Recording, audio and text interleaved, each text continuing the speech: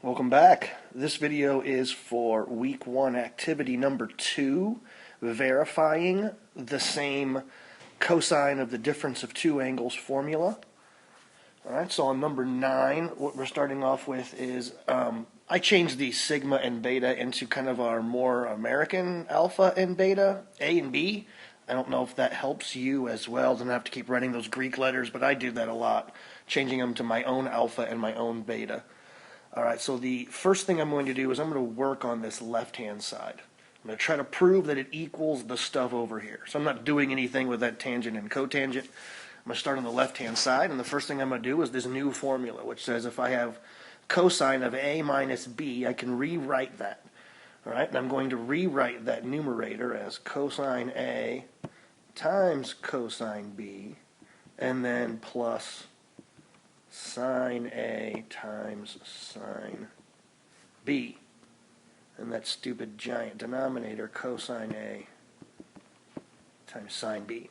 So that was the first step. I rewrote the numerator using the cosine of the difference of two angles formula.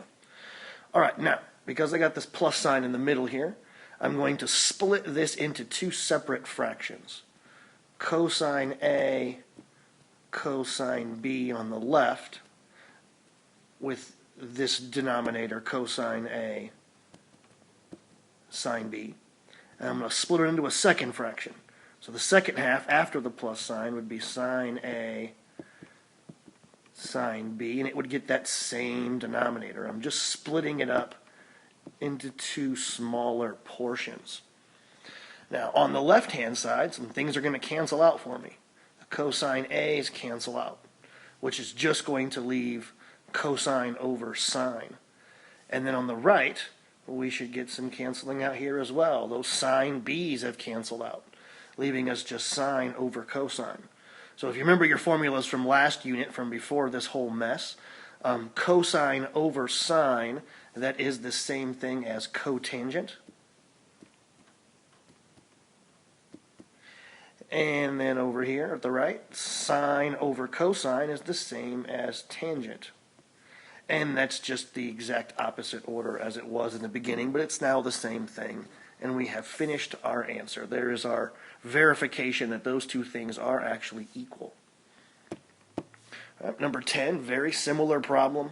We're going to do all of our work here on the left-hand side as well.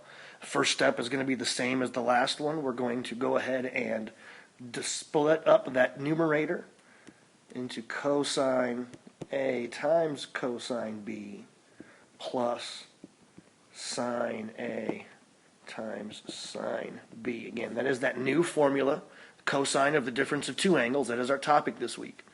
Now the denominator, just like the last one, is going to remain the same. And I'm going to save the step and go ahead and split this up now.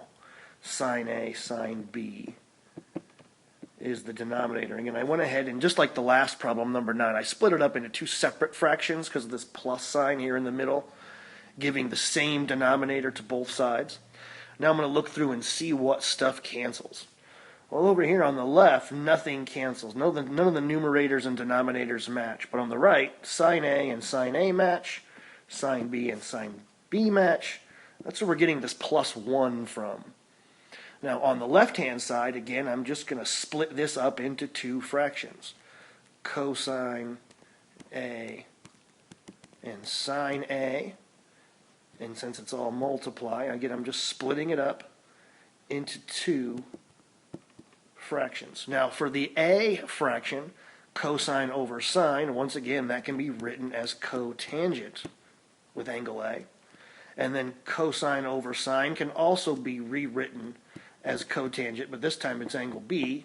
Still got that plus 1, and that is exactly what we started with, or what we were looking for in the beginning. So that is the idea on numbers 9 and 10. There will be one like this on activity 3. It's very similar for your little quiz. All right, good luck.